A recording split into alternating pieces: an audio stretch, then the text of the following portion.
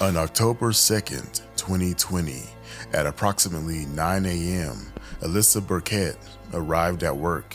She pulled into her usual parking space near the leasing office where she worked as an assistant property manager. Moments later, a black Ford Expedition pulled into the space beside her. A man hopped out of the SUV and fired upon her at point-blank range. Satisfied with what he had done, he hopped back into the SUV. But Alyssa was alive. She got out of her vehicle and attempted to get into her place of employment, but her co-workers locked the door and took cover. The man saw he failed with his first attempt and would exit the SUV again, this time holding a large hunting knife. He would plunge the knife into her 44 times before leaving again. Alyssa's co-workers would call the police, stating a black man attacked Alyssa and to send help. But did her co-workers really see what they think they saw? Welcome back to the Strange Bar and Grill. I'm your host, JP. Today we have another strange, bizarre story. This one comes with a lot of twists and a lot of turns. All I can say to this one is stick around and watch until the end.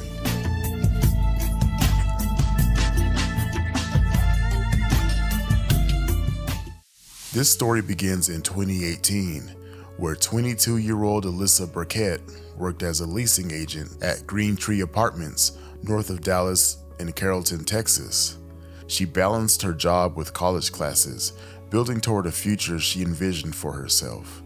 Friends described her as vivacious and determined, someone who found joy in life's simple pleasures while nurturing ambitious dreams. That summer, a casual swipe on a dating app connected her with Andrew Beard, a 31-year-old businessman whose life seemed to represent success. With an established career at a prominent tool company, a spacious home in the suburbs, and even a private pilot's license, Andrew presented himself as stable and accomplished. The age gap between them initially gave Alyssa pause, but their chemistry led to a brief relationship that neither expected would alter their lives forever. In late 2018, Alyssa's world shifted dramatically with the discovery of her pregnancy. While some people are excited to hear they're pregnant, Alyssa was not happy. She cried her eyes out at the thought of being pregnant. The news hit particularly hard because Andrew had already made his intentions clear. He wanted nothing more than a casual relationship. He especially didn't want a baby. However, as her pregnancy progressed, Alyssa's initial fears transformed into determination. When she learned she was having a daughter, something in her changed. A fire was ignited inside her. She threw herself into supermom mode, working extra hours, continuing her education, and creating detailed plans for her child's future. And on July 23, 2019, Willow Ann Burkett entered the world. She was everything to Alyssa. Alyssa knew that she would do anything for her sweet girl. Things began falling in place for Alyssa. She secured a promotion to assistant property manager, maintained her college studies, and created a warm, loving home for her daughter. Life was good, at least for now. The peace and joy of early motherhood was short-lived. Andrew, who initially didn't want anything to do with the pregnancy, he didn't want any part of the child's life, launched an aggressive campaign for custody. His first move shocked everyone. He requested full custody before Willow was even born. Alyssa couldn't believe his audacity. Here was a man who had shown minimal interest in their relationship or the pregnancy, suddenly demanding complete control. What followed was an exhausting series of court battles. Andrew, leveraging his financial advantages, dragged Alyssa through countless hearings. Court records show he filed motion after motion, each requiring Alyssa's response, draining her limited resources. Her bank accounts depleted as legal fees mounted. Yet, she refused to give up. In early 2020, when Willow was 8 months old, a new dynamic emerged. Andrew began dating Holly Elkins, a woman who quickly assumed a central role in the ongoing drama. Holly's entrance initially seemed promising. She reached out to Alyssa with promising messages, writing, "Looking forward to having a super healthy relationship with you and Willow and Andrew." Alyssa, overly optimistic, hoped this might herald a positive change.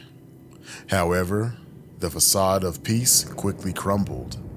Andrew's behavior toward Alyssa became increasingly hostile, marked by aggressive text messages and confrontational exchanges during custody handoffs. More disturbing were the signs of surveillance.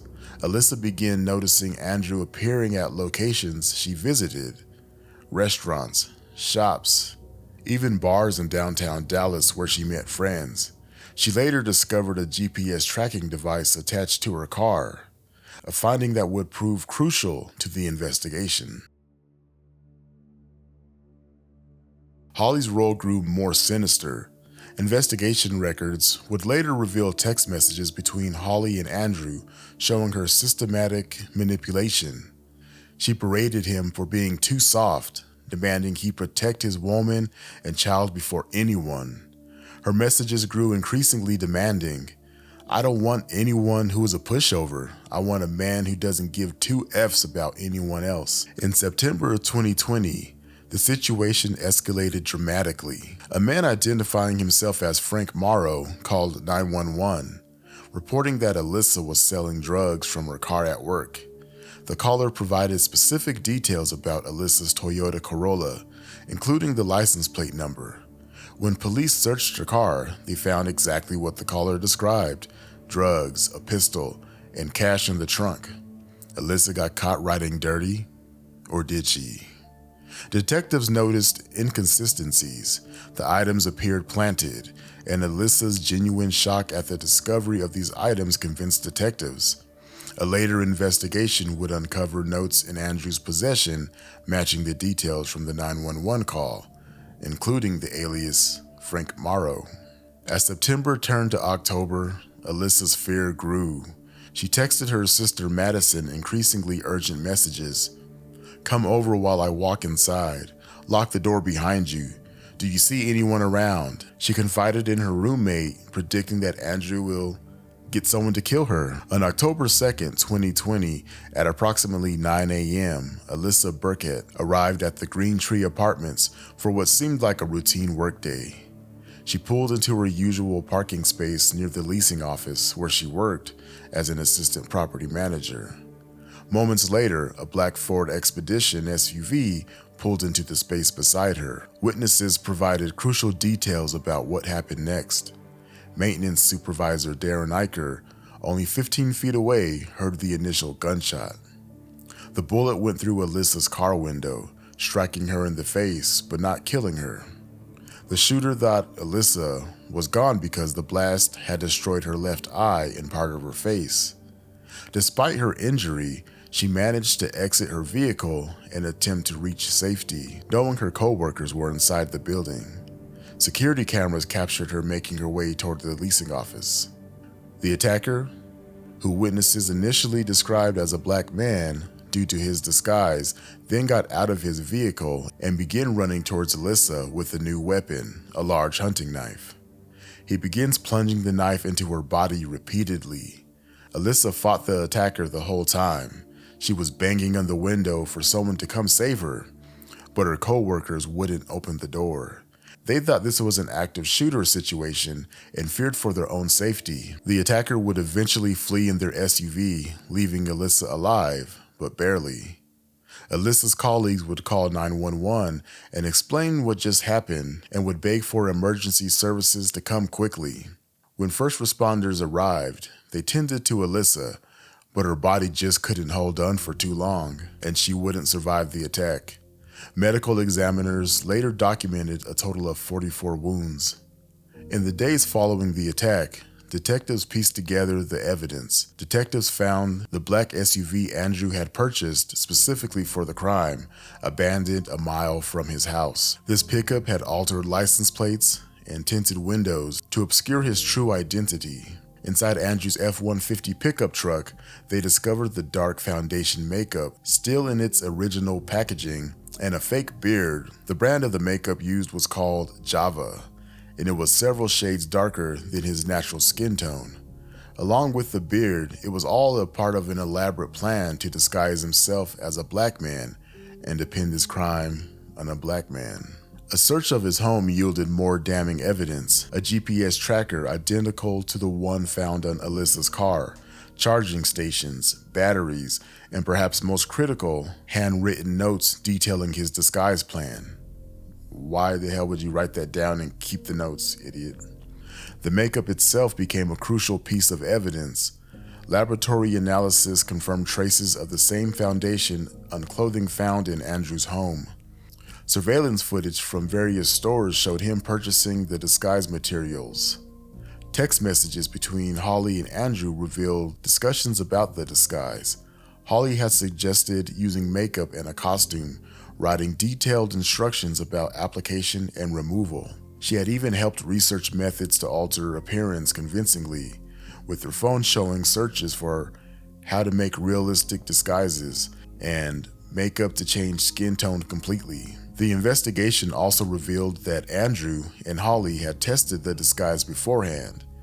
Neighbors reported seeing someone matching the description of the disguised assailant in their neighborhood in the weeks before the crime, suggesting practice runs of the planned attack. When finally confronted with the evidence about his disguise, Andrew Beard made a shocking admission to FBI investigators.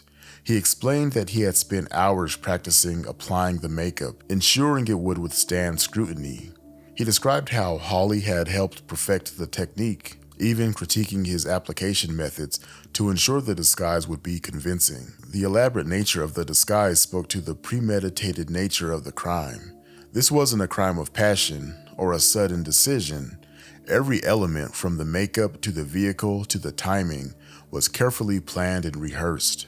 This evidence, combined with the GPS tracking devices, the planted drugs incident, and the pattern of stalking, painted a picture of a calculated plot orchestrated by two individuals determined to remove Alyssa from their lives permanently. Andrew Beard initially maintained his innocence, but eventually accepted a plea deal, receiving 43 years in federal prison. However, the most shocking revelations concerned Holly Elkins. After fleeing to Michigan, she attempted to start a new life, complete with a new boyfriend and a luxury condo. Her friends described her as appearing completely normal, never mentioning Alyssa or the events in Texas. Justice finally caught up with Holly in July of 2023 when federal agents arrested her at Miami Airport. The trial revealed the full extent of her manipulation, with prosecutors describing her as the architect of the entire tragic scheme. The jury took just 90 minutes to find her guilty, resulting in 2 life sentences. Now you might ask, why did Holly get 2 life sentences and Andrew only got 43 years? Well, let's break this down a little bit. Now, according to evidence presented at trial, Holly helped plot the October 2nd, 2020 murder of 24-year-old Alyssa Ann Burkett. Matter of fact, Alyssa's daughter Willow was home with Holly at her father's house at the time during the murder in order to try to give him an alibi. The government argued that Holly, who apparently dreamt of a life with Andrew and a mother-child relationship with his daughter, repeatedly attempted to call into question Alyssa's fitness as a parent. When that failed, Holly goaded Andrew into taking Alyssa's life, labeling the victim a cunt and a dumb bitch and a garbage mom. The toxic couple's relationship began in early April 2020. Later that month, Holly spent her first weekend with Andrew and his daughter. By May, the couple were shopping for engagement rings. In June, however, Holly grew frustrated at Andrew's continuing association with Alyssa, writing, "Your baby mama owns you. You continue to put your baby mama first. You choose to be, I don't know, for a lack of a better term, submissive to her. And I don't have, want, or need any bullshit from anyone." Holly began a campaign to harass Alyssa in summer of 2020. Shortly after, Holly moved into Andrew's home. In June, Holly and Andrew conspired together to place a GPS tracker on Alyssa's vehicle. A month later, Holly placed a call to 911 under the fake name of Amber, falsely claiming that Alyssa's car was driving erratically on the interstate. But that failed.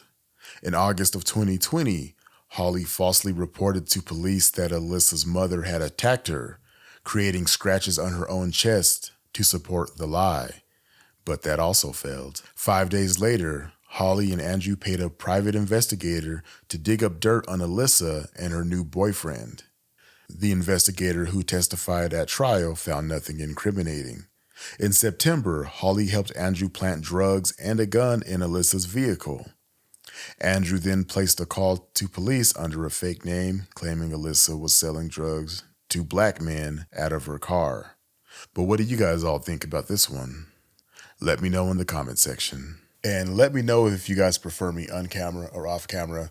I know when I first started, I was faceless, and then I went to unscreen, and then back to faceless again, just dealing with YouTube and stuff. But let me know if you guys prefer me on screen.